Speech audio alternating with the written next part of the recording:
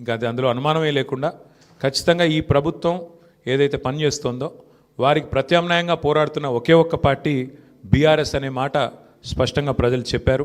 డెఫినెట్గా దాన్ని కూడా మేము మాకు ఒక సానుకూల అంశంగానే తీసుకుంటా ఉన్నాం. సరే, ఇక ఈ ఎన్నికల్లో ఏ రకంగా అధికార యంత్రాంగం మోహరించింది, ఏ రకంగా వారు పనిచేశారు, ఇవన్నీ కూడా మీ కళ్ళ ముందున్నాయి. నేను వాటి విషయంలోకి ఎక్కువగా పోను. 2014 నుంచి 2023 మధ్యన కూడా చాలా ఉప ఎన్నికలు మన రాష్ట్రంలో జరిగినాయి. దాదాపు 7 ఉప ఎన్నికలు జరిగినాయి.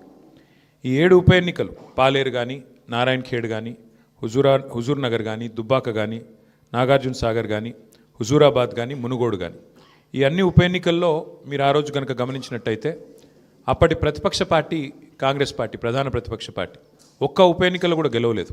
7 ఉప ఎన్నికల్లో మేము దాదాపు అన్ని గెలిచాం. దాదాపు 5 గెలిచాం, ఒక 2 ఓడిపోయాం. అంతే తప్ప మరి ప్రతిపక్షంలో ఉన్న కాంగ్రెస్ పార్టీ ఆనాడు ఒక్క ఉప ఎన్నికల్లో గెలవకపోయినా చివరికి మళ్ళీ 2023 సార్వత్రిక ఎన్నికల్లో వారు విజయం సాధించారు, గవర్నమెంట్ కూడా ఫామ్ చేశారు.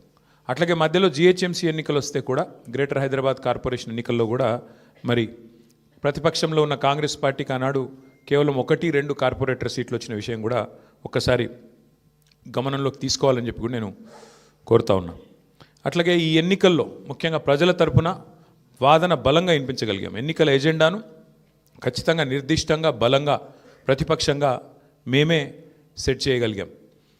ప్రజా సమస్యలను ప్రధానంగా 6 గ్యారంటీల అమలులో ప్రభుత్వ వైఫల్యాన్ని బలంగా ప్రజల్లోకి తీసుకొని పోయాం. 6 గ్యారంటీల విషయంలో ప్రభుత్వం చేసిన మోసాన్ని తీసుకొని పోయాం. హామీల ఎగవేతను బాకీ కార్డుల రూపంలో ప్రధాన చర్చగా చేయగలిగాము. ఇది బీఆర్ఎస్ సాధించిన విజయంగా మేము భావిస్తూ ఉన్నాం. అట్లాగే మేము అనవసరపు అంశాల జోలికి పోలేదు. కులము, మతము వీటి పేరు మీద డైవర్షన్ రాజకీయాలు చేయలేదు. బూతులు అస్సలు మాట్లాడలేదు. ఆఖరికి ప్రభుత్వంలో ఉన్నవాళ్ళు ఫ్రస్ట్రేట్ అయిపోయి బూతులు మాట్లాడినా మేము మాత్రం బూతులు మాట్లాడలేదు. కేవలం ప్రజా సమస్యల గురించే మాట్లాడాం. చాలా హుందాగా ఈ ఎన్నికల్లో కొట్లాడినామని చెప్పి నేను అనుకుంటా ఉన్నా. అట్లాగే జనాలకు అవసరమైన పాయింట్లు, ప్రజలకు అవసరమైన పాయింట్లను మాత్రమే చర్చకు పెట్టాం.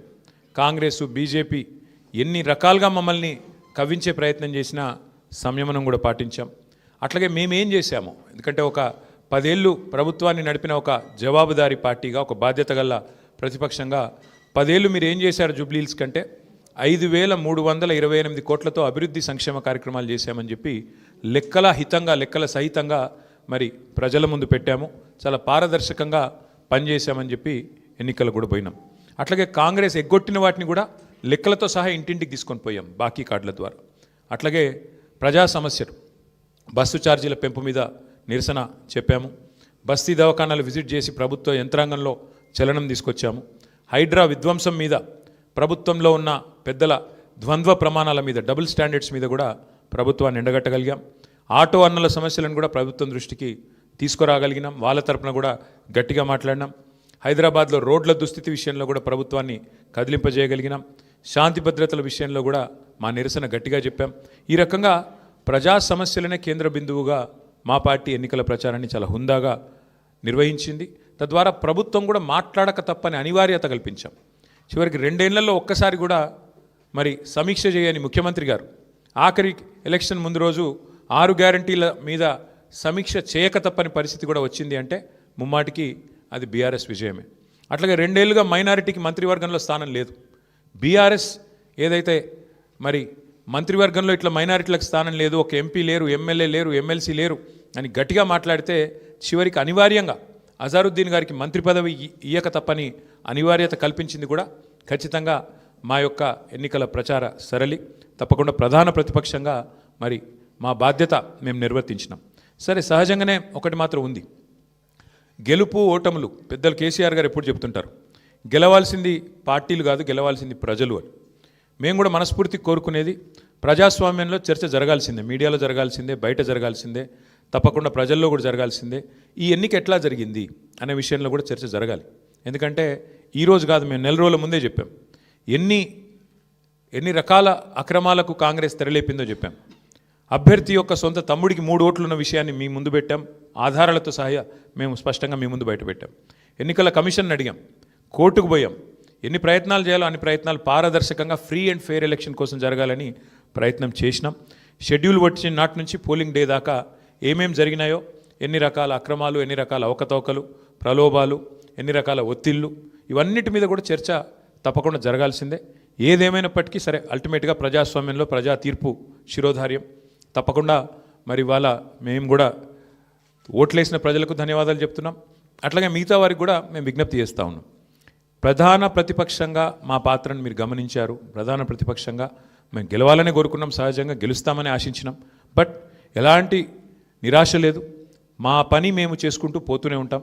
ఎందుకంటే 2 ఏళ్లుగా లగచర్ల కావచ్చు, హైడ్రా బాధితులు కావచ్చు, మూసీ బాధితులు కావచ్చు, 6 గ్యారెంటీల విషయంలో బాకీ కార్డుల రూపంలో కావచ్చు, ప్రజల తరపున గొంతు ఎత్తడంలో, అట్లాగే మా మీద జరిగే దుష్ప్రచారాన్ని తిప్పికొట్టడంలో శాసనసభ వేదిక కానీ బయట కానీ బ్రహ్మాండమైన పాత్ర పోషించాం. రేపటి రోజున కూడా అట్లాగే ముందుకు పోతాం. మరి మా కార్యకర్తలకు కూడా నేను చేసే విజ్ఞప్తి, సన్నద్ధమవుదాం. అన్ని రకాలుగా ప్రజాక్షేత్రంలో మనం ఈ ప్రభుత్వాన్ని నిలదీయడంలో సఫలమైనాం. ముఖ్యంగా మా సోషల్ మీడియాలో పనిచేసే మా తమ్ముళ్ళు చెల్లెళ్ళకు కూడా నేను హృదయపూర్వకంగా అభినందనలు చెప్తా ఉన్నాను. సోషల్ మీడియాలో మీరు చేస్తున్న పని, మీకు ఎవరికి నేనేమి పార్టీ తరపున జీతం ఇవ్వడం లేదు, మీకు ఎవరికి నేను ఇచ్చేదేమీ లేదు. అయినప్పటికీ వాలంటరీగా పార్టీ మీద ఉన్న ప్రేమతో, నాయకుడు కేసీఆర్ గారి మీద ఉన్న అభిమానంతో మీరు చేస్తున్న కృషి, మీరు చేస్తున్న పని ఏదైతే ఉన్నదో మనస్ఫూర్తిగా నేను మీకు కూడా ధన్యవాదాలు తెలియజేస్తా ఉన్నా.